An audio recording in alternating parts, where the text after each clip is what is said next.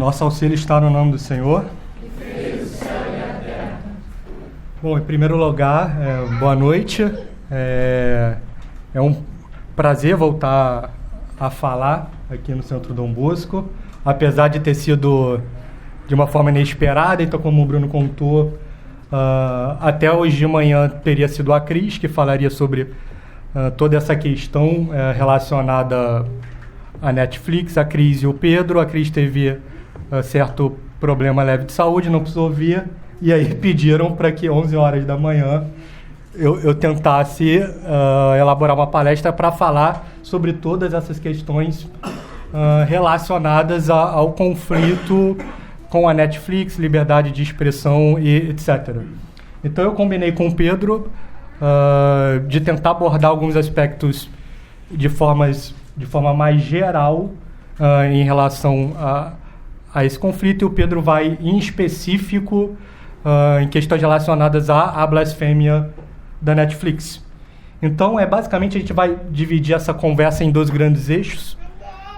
O primeiro, mostrar o quanto a civilização perde, o quanto a gente perde quando considera, quando rebaixa a Igreja Católica ao nível das demais religiões, que é basicamente a doutrina de fundo do liberalismo, e depois algumas justificativas gerais, que o Pedro vai poder abordar muito bem, sobre o que nós devemos, por que nós fizemos o que nós fizemos em relação à Netflix, e algumas reflexões gerais sobre que tipo de postura a gente espera que um católico tenha de acordo com esse tipo de conflito. Então é basicamente isso. E eu queria começar essa palestra de hoje caminhando um pouco na história da humanidade, até chegar no capítulo de 1 Reis, no livro de 1 Reis, porque ele vai ter uma passagem que tem muito a ver, na minha concepção pelo menos, na minha ideia, sobre o tipo de conflito que a gente está passando hoje. Então a gente sabe que os primeiros livros das Escrituras, tanto o Pentateuco quanto os livros que vêm depois, Josué, Juízes, Reis 1, 2, 3 e 4, que são 1 Samuel, 2 Samuel, 1 Reis e 2 Reis, são livros basicamente históricos. Então a coisa começa lá desde Fiat Lux, Deus fez a luz, até os primeiros homens.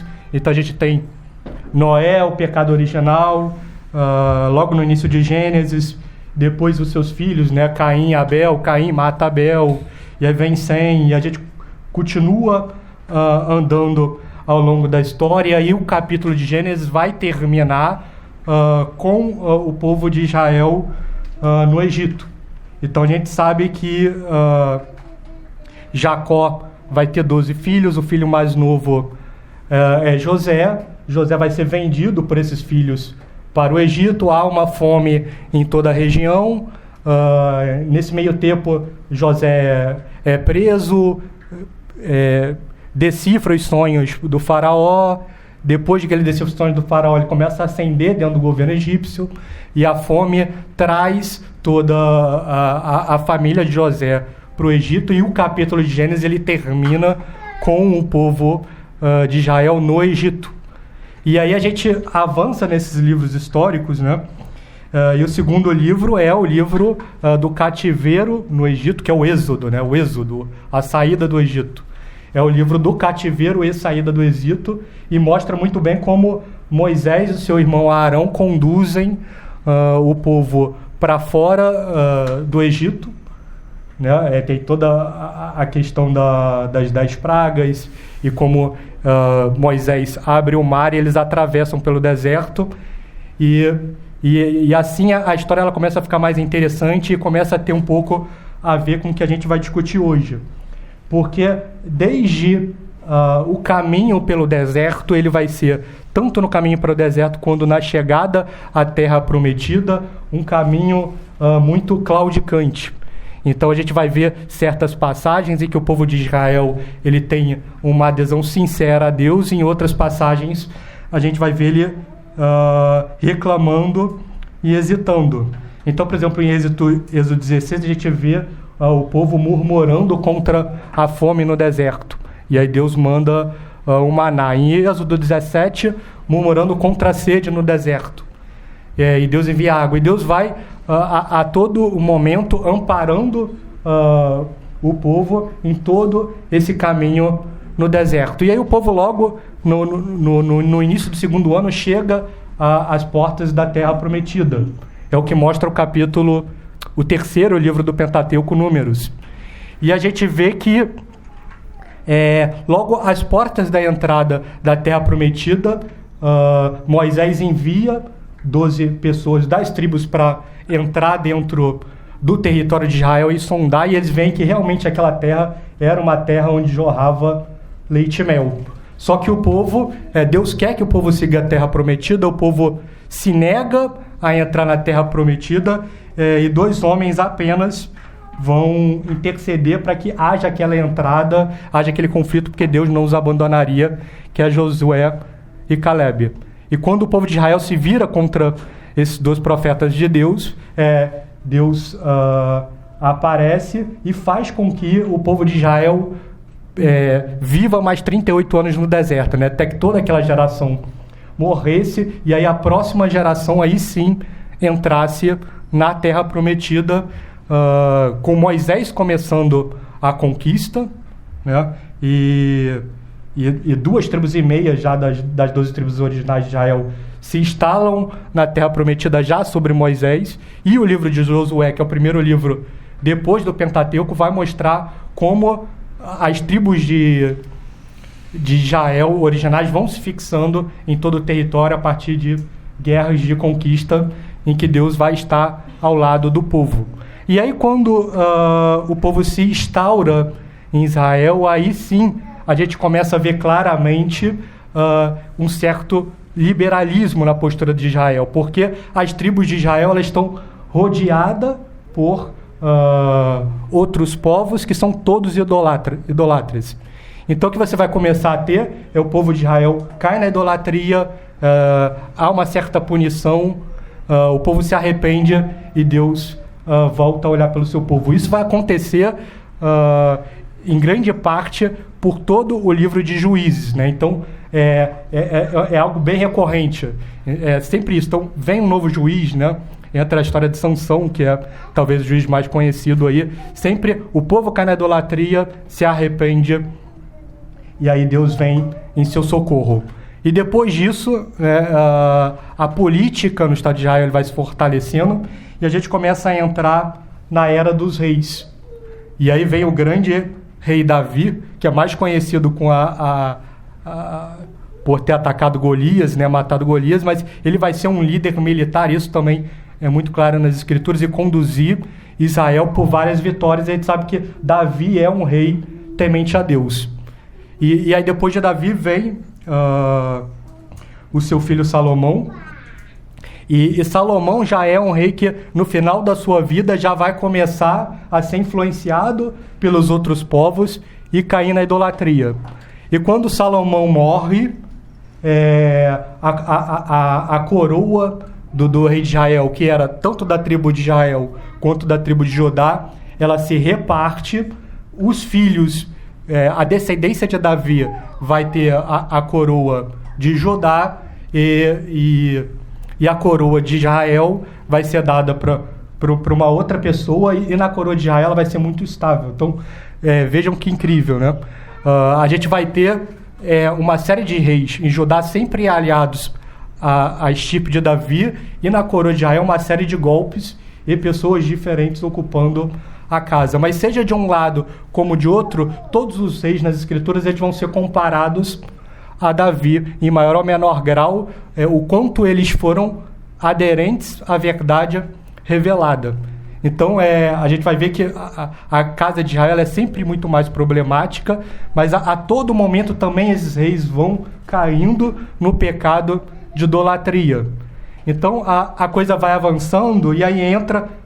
Por que eu estou dizendo tudo isso? Porque é preciso entender tudo isso para a gente entender claramente uma passagem do profeta Elias, que a mim me chama muita atenção e que eu acho muito bonita, que é o capítulo, o livro, né, de 1 Reis, capítulo 18.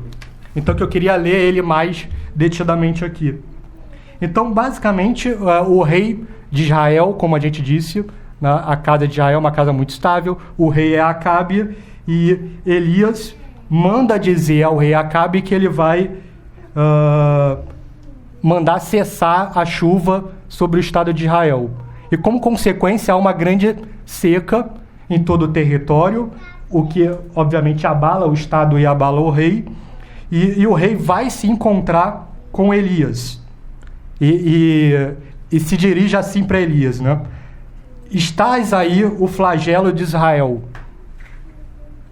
E o profeta Elias responde: não sou eu o flagelo de Israel, mas és tu e tua família, porque abandonastes os mandamentos de Yahvé e seguistes os Baais. Manda que se reúna junto de mim no Monte Carmelo todo Israel com os 450 profetas de Baal, uma das religiões idolátricas, e os 400 profetas de Azerá, que comem à mesa de Jezabel. E todos esses profetas dos idolatras foram reunidos no Monte Carmelo com o rei e com Elias.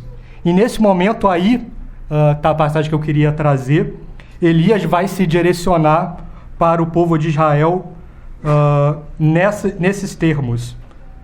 Povo de Israel, até quando claudicareis das duas pernas? Se Yahvé é Deus, segui-lo. Se é Baal, então segui-lo a Baal. Então vejam, esse termo, até quando claudicareis das duas pernas, para mim é uma prefiguração perfeita do que é o liberalismo. Porque se existe um Deus revelado, qual é a única opção que é dada aos homens? A escolha ou a rejeição. Não o claudicar entre as duas pernas, como foi tão comum no Antigo Testamento e como é tão comum nos dias de hoje. Então, a ideia é basicamente essa. Essa pergunta que a gente deve se colocar sempre. Se Deus existe, se Deus veio ao mundo, a única opção que a gente tem é escolha ou rejeição, nunca uma adoção indiscriminada de Baals, Azerais e do Deus verdadeiro. E se isso vale para o Antigo Testamento, mais ainda vale para o Novo. Por quê? Porque o Antigo Testamento ele é toda uma prefiguração do Cristo que vem. Então, a todo momento, cada profeta, cada passagem é uma referência a algum momento da vida de Cristo. Então, por exemplo, no deserto, quando o povo estava errante e reclamava contra Deus, e Deus enviou serpentes, as serpentes picavam os homens no deserto, os homens judeus começaram a morrer e pediram uma ajuda de Deus. O que Deus fez? Mandou colocar uma serpente de bronze sobre uma haste, de forma que o povo judeu que contemplasse a serpente de bronze, depois de ter sido picado pela serpente, seria curado. O que é a serpente numa haste, senão uma prefiguração da cruz de Cristo? Então, e Jonas, então a gente sabe que o profeta Jonas, ele tem a passagem em que ele é engolido pela baleia e ele fica submergido por 3 dias. Então, assim como Jonas ficou submergido por 3 dias no mar, Cristo haveria de ficar submergido por 3 dias na terra e ressuscitar como Jonas submergiu do mar. Então, Isaías capítulo 53, que é uma passagem clássica do Antigo Testamento, em que Isaías profetiza que o rei, que o Messias que haveria de vir, não era um Messias político, não era um Messias que ia dominar pelo temor, porque quando você tem um grande rei, um grande imperador, as pessoas, elas respeitam e amam pelo medo de alguma retaliação, né? Então, por exemplo, com Henrique VIII, quantos católicos perderam a cabeça? E Isaías 53 vai mostrar que o Messias que há de vir não vai reinar pelo poder, mas vai reinar pela cruz, pelo amor. Porque só pela cruz a gente pode amar a Deus de um modo muito sincero e sem medo de retaliação.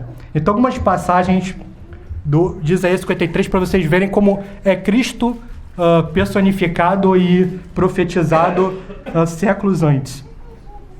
E, no entanto, eram os nossos sofrimentos que ele levava sobre si, nossas dores que ele carregava, mas nós o tínhamos como vítima do castigo, ferido por Deus e humilhado. Mas ele foi trespassado por causa das nossas transgressões, esmagado por nossas iniquidades. O castigo que havia de trazer-nos a paz caiu sobre ele. Sim, por suas feridas nós fomos curados. Ele foi maltratado, mas livremente humilhou-se. Vejam, em todo o Novo Testamento, por vários momentos os judeus tentam executar Cristo, e a todo momento Cristo consegue sair dessas ameaças, porque... E ele sempre, quando ele sai de uma ameaça dessa, ele vai dizer que não é a minha hora ainda. E ele se entrega livremente, então, no jardim do Getsemane. E aqui Isaías está dizendo, foi maltratado, né, como foi flagelado, foi colocado as coroas, foi blasfemado, foi maltratado, mas livremente humilhou-se e não abriu a boca. Então, na crucificação, o que você tinha normalmente era que os ladrões crucificavam, era uma dor tremenda. Então, a coisa era tão violenta que todos os ladrões eles sempre blasfemavam, queriam que as pessoas que estavam crucificando eles fossem para o inferno, etc. Começavam a gritar de dor. Há relatos de que alguns crucificados, para que eles parassem de blasfemar, se cortavam as línguas do crucificado. E Cristo em nenhum momento gritou. E Isaías diz aqui, foi maltratado, mas livremente humilhou-se e não abriu a boca. Como cordeiro foi conduzido ao matadouro, como ovelha que permanece muda na presença dos tosqueadores, ele não abriu a boca. Após detenção e julgamento foi preso. Deram-lhe sepultura com os ímpios. Seu túmulo está com os ricos. O túmulo que foi providenciado por um rico, José de Arimateia. Embora não tivesse praticado violência, nem houvesse engano em sua boca, e assim vai. Então Isaías profetiza Cristo perfeitamente no capítulo 53. E os apóstolos eles não tinham entendido isso claramente até o momento da ressurreição. Porque até o momento da ressurreição eles sempre estão de acordo com certa tradição judia, esperando um rei messiânico e libertador. E com a ressurreição tudo vai ficando mais claro. Primeiro porque Cristo explica, e em segundo porque no último capítulo de Lucas 24, Cristo abre a mente literalmente dos apóstolos para que eles entendessem que cada uma dessas passagens do Antigo Testamento falava sobre Cristo, né? Então Lucas capítulo 24, por exemplo, ele vai dizer que vai dizer o autor do Evangelho que era preciso que cumprisse tudo o que está escrito sobre mim, Cristo falando, né, na lei de Moisés, nos profetas e nos salmos. E aí sim, falando o evangelista, então abriu-lhes a mente para que entendessem todas as escrituras à luz da paixão, morte e ressurreição do nosso Senhor Jesus Cristo. E esse Cristo que vem ao mundo, que é todo prefigurado no Antigo Testamento, ele institui uma igreja. Então, quantas vezes a gente já não falou aqui desde a fundação de Santo Dom Bosco sobre a passagem clássica de fundação da igreja sobre o apóstolo Pedro, que é Mateus 16. Sobre esta pedra eu edificarei a minha igreja, que Simão muda o nome de... Cristo muda o nome de Simão para pedra, né? Simão, a partir de hoje, tu és pedra, tu és Pedro, e sobre esta pedra eu edificarei minha igreja. Lembrando que em aramaico não existe flexão de gênero, então se a gente fosse traduzir literalmente para português, essa passagem seria: Simão, tu és pedra, e sobre esta pedra eu edificarei a minha igreja. Então, Cristo funda a Igreja Católica, pede que no final do Evangelho de João, que São Pedro apacente os cordeiros. Então, dando autoridade, o primado de Pedro para São Pedro, que vai ser o primeiro Papa, e promete aos apóstolos que estaria com eles até o fim dos tempos. Isso no final do Evangelho de São Mateus. Ide, portanto, e fazer que todas as nações se tornem discípulos, batizando-as em nome do Pai, do Filho e do Espírito Santo, ensinando-os a observar tudo quanto vos ordenei. e eis que estou convosco todos os dias até a consumação dos tempos. Então veja que essa palavra mostra que a igreja não se encerra com Pedro e com os apóstolos, com a morte dos apóstolos, mas começa com eles. E em dois trechos, um é mais claro. E eis que estou convosco todos os dias. Então, se todos os dias até a consumação dos séculos, significa que eu vou continuar junto com Cristo até o fim dos tempos. E uma segunda parte desse trecho não parece tão clara, mas ide, portanto, e fazei discípulos de todas as nações. Ora, é humanamente possível que os apóstolos fizessem discípulos em todas as nações no decurso de uma geração. Então, está implicado nessa passagem de que a promessa que vale para Pedro e para os apóstolos continua na Igreja Católica até a consumação dos tempos. Então, de tudo isso, chegando agora próximo da questão do Netflix, porque tudo isso que a gente viu até agora coloca para a gente, de novo, uma dualidade radical, né? Como o profeta Elias, é a ideia de que não devemos claudicar das duas pernas. Nós devemos escolher a Deus, ou então aceitar as consequências na próxima vida de uma escolha de Baal. Isso implica também de que Deus não é nada do que muitas pessoas dizem aí, Cristo. Cristo não é um bom mestre. Cristo não é um bom profeta. Cristo não é um sábio legal que veio ao mundo. Cristo é ou muito menos do que isso, ou infinitamente mais do que isso. Porque Cristo diz que é Deus, Cristo diz que, como Deus tem o poder de perdoar os pecados, Cristo diz, ao contrário de todas as outras religiões, de que aquele que não crê nele não vai encontrar vida eterna. Cristo se coloca como Deus. Então, ele mentiu e é o maior vil inimigo da história da humanidade, ou ele falou a verdade e é Deus. Então, a gente precisa ter uma dessas escolhas. A gente sabe qual é a escolha que, infelizmente, o Pó dos Fundos aparentemente fez. Mas, felizmente, Cristo não faria isso, não se colocaria isso sem dar os meios do homem conhecer qual dessas duas escolhas é a verdadeira. E a gente tem vários meios de descobrir isso. Um desses meios é pela história. Analisemos a história e comparemos o que a civilização ocidental, irradiada pela luz da Igreja Católica, fez em comparação com todas as outras civilizações e suas religiões. A Igreja Católica fundou as universidades, fundou os hospitais, fundou as grandes catedrais, as maiores obras de arte da história da humanidade e a maior de todas as civilizações. Comparemos com todas as outras religiões. Nós temos São José de Anchieta, Santo Inácio, Santa Teresa, Santa Teresinha, São João da Cruz, São Paulo, São Pedro, Santo Agostinho, Santo Tomás. A lista é infinita de grandes homens, de grandes santos, de grandes religiosas, de grandes reis. Então, o rei São Luís IX, por exemplo, ele trazia mendigos. Enquanto Lula comia em banquetes para milionários em Paris, o rei São Luís IX, que também estava na França, ele trazia mendigos para sua mesa. E se o mendigo não comia a comida toda, ele comia a comida do mendigo. Que rei sem Deus é capaz de fazer isso? Então só a Igreja Católica é capaz de fazer homens dessa estirpe. E homens tão unidos a Deus e capazes de fazer tão grandiosas coisas.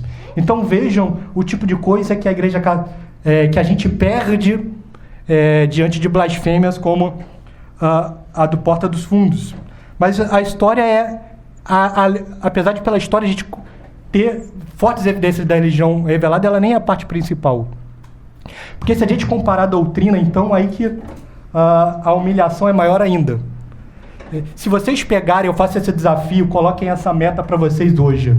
Relerem os capítulos 5 a 7 de São Mateus em casa. Nesses 3 capítulos de São Mateus está encerrado mais sabedoria do que qualquer coisa já produzida por qualquer religião e todas as religiões somadas. É o Sermão da Montanha. E que nosso Senhor, ele sobe a montanha e começa a dirigir-se ao povo de Israel sentado. E eu queria me deter um pouco no Sermão da Montanha para vocês verem como isso é muito superior a qualquer outra coisa feita por outras religiões. Então ele abre o Sermão da Montanha, eu imagino que todos vocês conheçam, com aquele trecho: bem-aventurados os pobres no espírito, porque deles é o reino dos céus. Bem-aventurados os mansos, porque herdarão a terra. Bem-aventurados os aflitos, porque serão consolados. Bem-aventurados os que têm fome e sede de justiça, porque serão saciados. Bem-aventurados os misericordiosos, porque alcançarão misericórdia. E assim vai. E num olhar mais atento, a gente consegue entender a sabedoria dessas palavras. Porque o que Cristo está fazendo aqui? Ele está antepondo tudo o que o mundo convida a gente a fazer. Então, Fulton Sheen, comentando essas palavras, vai dizer: nas Beatitudes, nosso Senhor toma 8 termos do mundo: a segurança, a vingança, o riso, a popularidade, o ficar quites, o desejo por sexo, pelo poder e o confronto. Ele pega essas 8 coisas que o mundo convida e inverte completamente. Então ele vai dizer, o mundo vai dizer: você não pode ser feliz até que seja rico. E Cristo nesse início vai mudar. Não é isso. É bem-aventurados os pobres de espírito. E o mundo vai dizer: se a natureza lhe deu instintos sexuais, seja livre. Casamento gay, sodomia, pederastia, tudo. O mundo vai dizer isso. E o que Cristo vai dizer? Bem-aventurados os puros de coração. Então, para cada um dos convites do mundo, Deus contrapõe um convite ao homem reformado. E isso é só o início desses 3 capítulos. Logo em seguida, Cristo vai aperfeiçoar tudo tudo que foi pensado no Antigo Testamento, mas não tudo, só o que foi pensado no Antigo Testamento, mas tudo que estava nas outras religiões antigas. E ele vai começar, no final do capítulo 5, sempre dizendo com que todas essas outras doutrinas diziam. Ele começa assim: ouvistes o que foi dito. Então, ouvistes o que foi dito: não cometerás adultério. E Cristo vai aperfeiçoar essa lei. Eu, porém, vos digo: todo aquele que olha para uma mulher com desejo libidinoso já comete adultério com ela em seu coração. E vai dizer: ouvistes o que foi dito: olho por olho e dente por dente. Eu, porém, vos digo: não resistais ao homem mau. Antes, aquele que te fere na face direita, oferece-lhe também a esquerda. Então, Cristo vai sempre aperfeiçoando.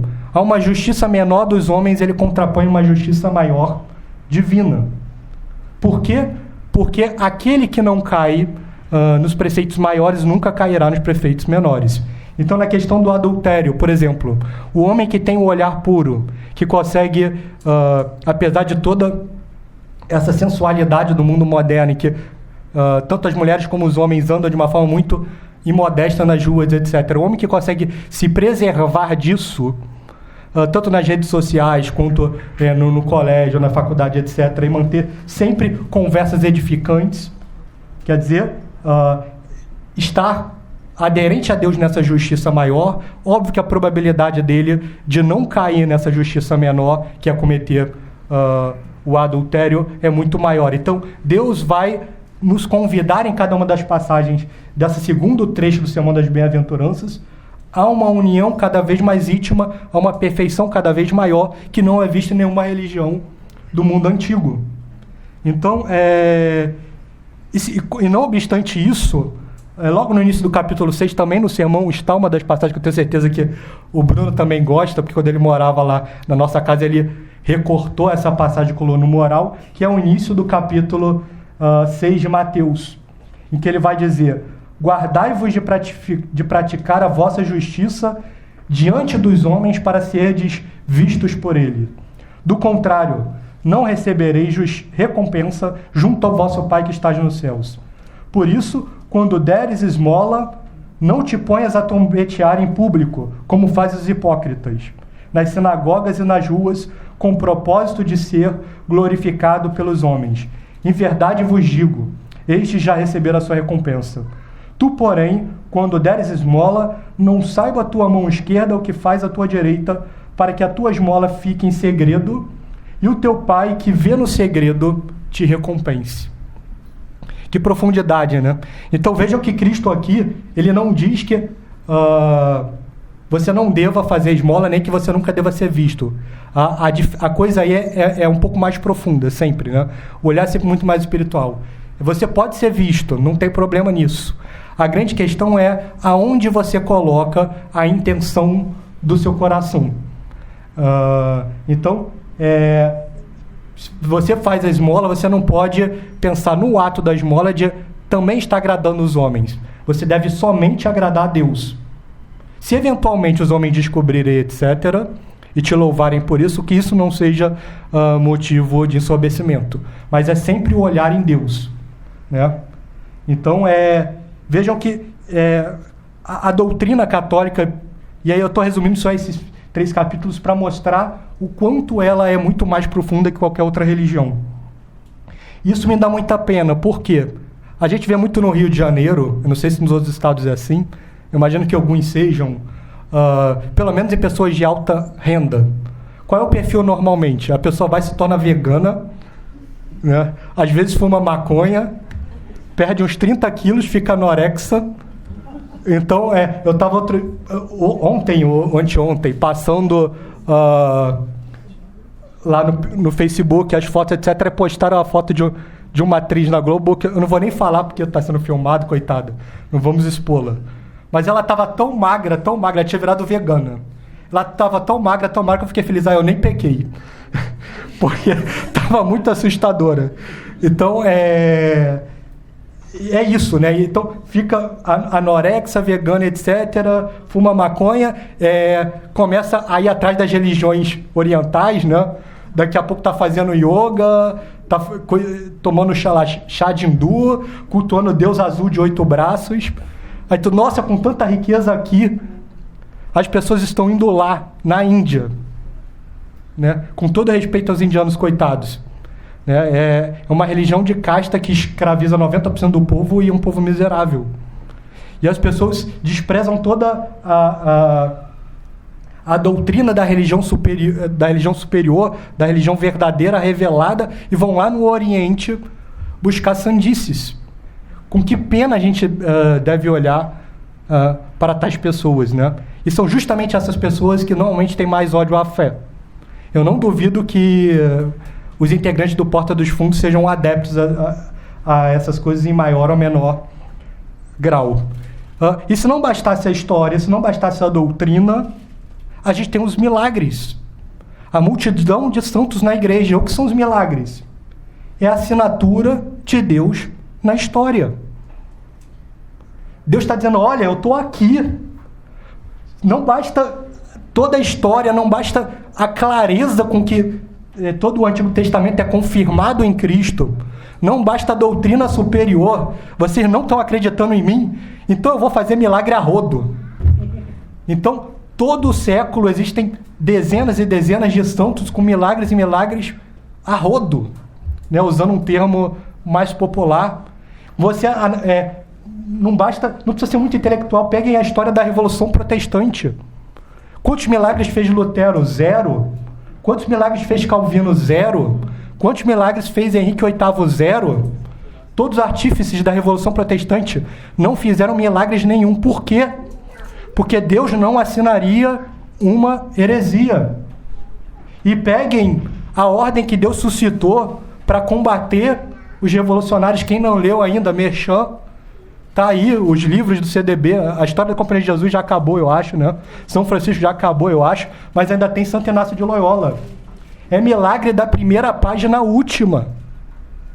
Querem conhecer a história do Brasil? Peguem a história do fundador do Brasil.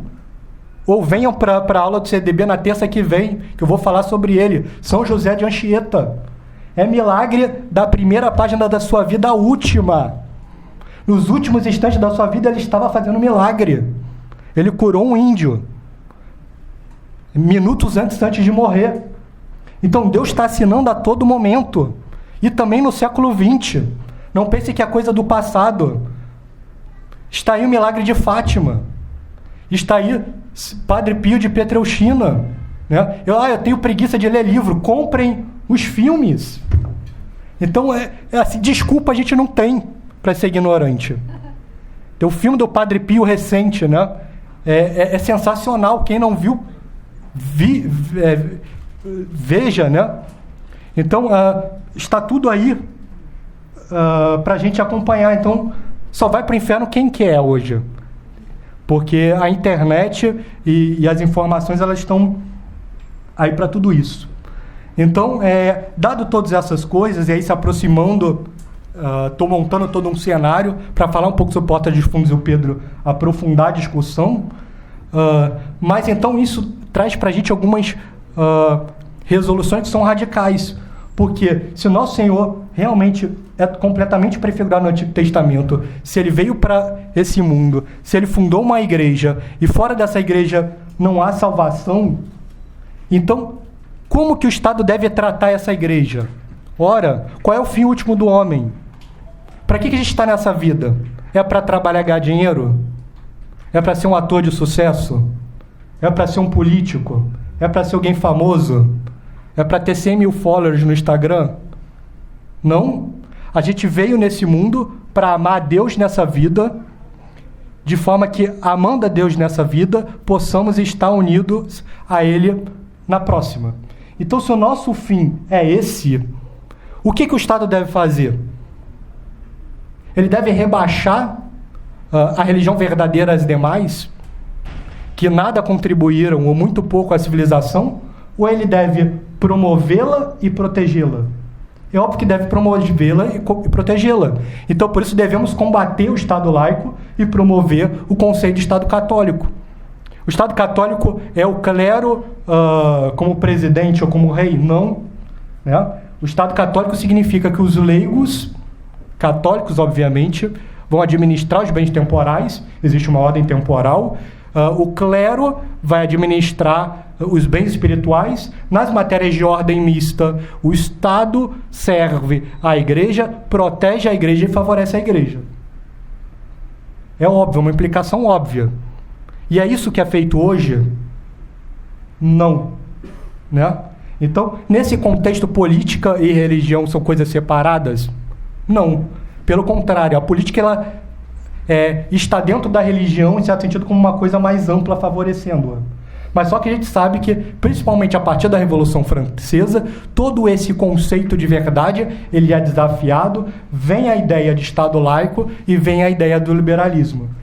Né? Ideia essa que impregna todo o judiciário hoje.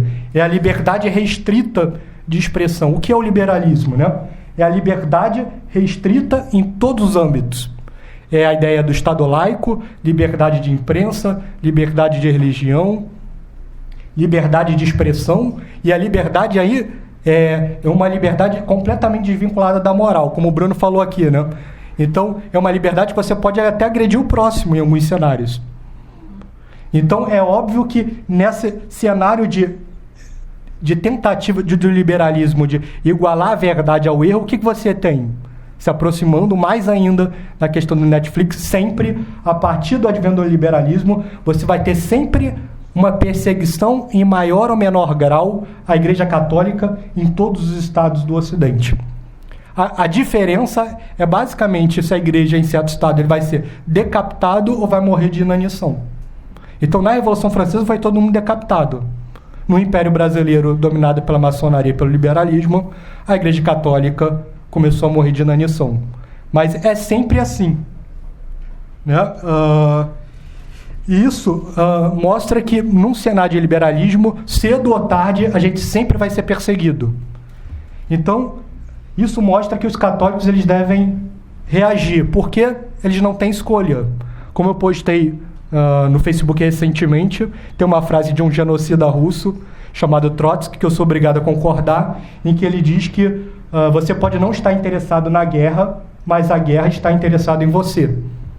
Então, no Canadá e na Suécia, por exemplo, pais são presos porque recusam ensinar seus filhos ideologia de gênero.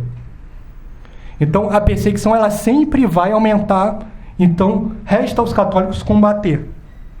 Isso, então, agora sim, entrando no caso do Netflix, fazendo toda essa longa exposição, em certo sentido, esse processo contra o Netflix, ele é um processo no âmbito maior contra o liberalismo, é uma resposta ao profeta Elias, para dizer que nós, católicos, no Brasil, não vamos claudicar das duas pernas. Nós vamos aderir a Deus e lutar para que ele seja amado e conhecido em todo o Brasil. Então, em primeiro lugar, a gente processou a Netflix por quê? Porque uma blasfêmia é algo que atenta contra o segundo mandamento, que consiste em não tomar o santo nome de Deus em vão.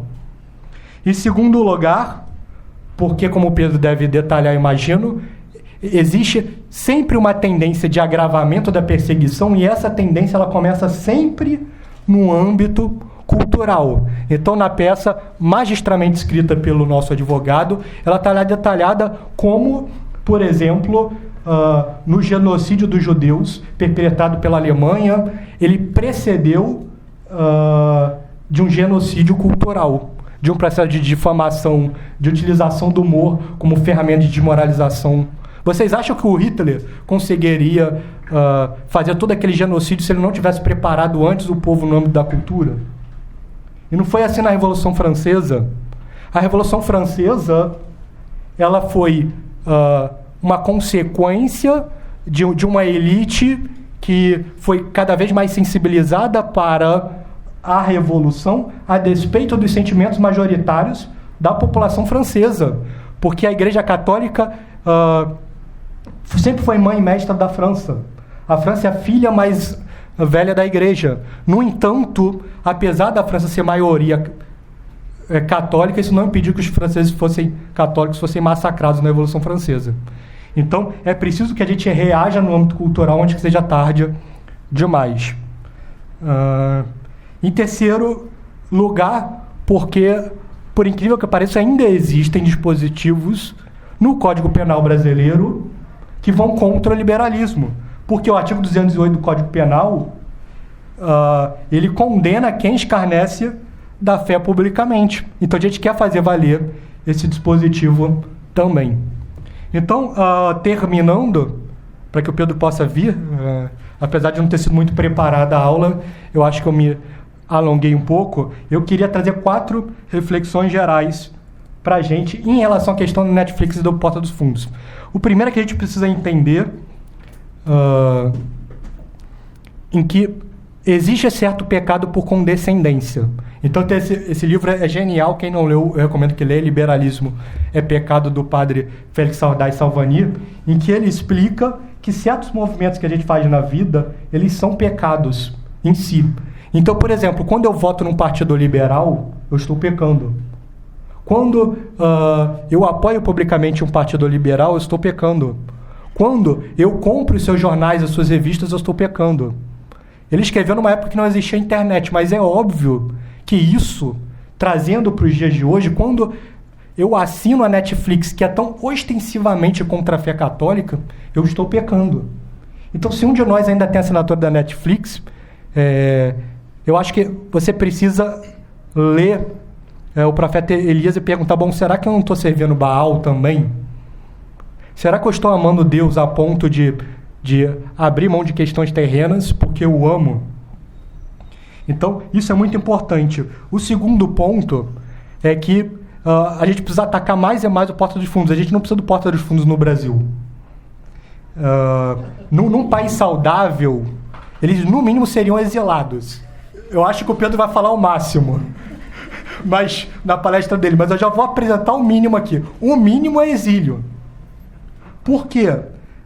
Eu vou usar aqui, citar o padre Félix para vocês verem qual é a postura de um católico. Ele vai dizer, vejam se vocês não concordam com ele, eu espero que sim. Se alguém ofende o objeto do meu amor, eu não posso receber dele satisfação nem prazer. E não posso conceber que com amor fervente e delicado para com nosso Salvador possam achar gosto nas obras de seus inimigos. A inteligência admite distinções, o coração não. Milton, olha como ele se refere, nada ecumênico. Maldita seja a memória do blasfemo. Passou grande parte da vida escrevendo contra a divindade de meu Senhor, minha única fé, meu único amor. Este pensamento tortura-me. A Inglaterra não precisa de Milton. Como pode o meu país necessitar de uma política, um valor, um talento ou qualquer outra coisa amaldiçoada por Deus? Para que a gente precisa do Porta dos Fundos? Um bando de ativistas que posam de humoristas para chincalhar a Igreja Católica. Aquela que leva os homens para o céu e aquela que constrói a civilização. Para quê? Em terceiro lugar, para combater certos argumentos de que vocês estão dando muito audiência e ibope para o Porta dos Fundos. Talvez as pessoas não entenderam como funciona a questão do ibope no mundo moderno. Basta refletir sobre a eleição do Bolsonaro. Por quê? Como nós somos católicos, nós estamos na verdade, o nosso discurso encontra eco no povo. Por quê? Porque a gente está falando da lei natural. Então, quando o Bolsonaro briga com o John Willis, o que acontece? O Bolsonaro vira presidente e o John Willis não é eleito. Então, o John Willis, ele entrou na última, na repescagem, o capeta puxou assim, aos 45 do segundo tempo, de tão pouco voto que ele teve. A Maria do Rosário, ela é piada nacional para 99,99% da população. Então, no conflito desse, perde a revolução. Então, eu tenho certeza, o Netflix, obviamente, não divulga os números, mas eu tenho certeza que a quantidade de brasileiros que parou de assinar o Netflix por causa, e eu via isso toda hora no Facebook, pessoas printando o cancelamento, por causa desse conflito, foi muito maior do que qualquer ganho que a Netflix possa ter tido. Então vai ser sempre assim, quanto mais a gente denunciar, pior para a revolução. Denunciemos, pois. Por fim, eu quero terminar com outra passagem do padre Félix, em que ele fala sobre a necessidade de organização dos católicos para reagir a todo esse cenário adverso. A organização de todos os bons católicos. Veja, a gente fala muito de organização, temos muito falar de organização nesses 3 anos de CDB, né? Publicamos até recentemente um livro em que eu tive, graças a Deus, a oportunidade de fazer a introdução, que é o livro do Cardeal Leme, que é um grande cardeal da história do Brasil, o maior cardeal da história do Brasil, em que ele faz um livro, uma carta pastoral, que tem aí para quem quiser adquirir, em que ele conclama os brasileiros à organização. O padre Félix está conclamando os católicos à organização de uma forma diferente aqui. A organização de todos os bons católicos. Sejam poucos ou muitos os católicos numa localidade, conheçam-se, tratem, juntem-se. Vejam que o CDB e a Liga, em certo sentido, cumpre isso. Hoje não deve haver cidade ou vila católica sem um núcleo de gente de ação.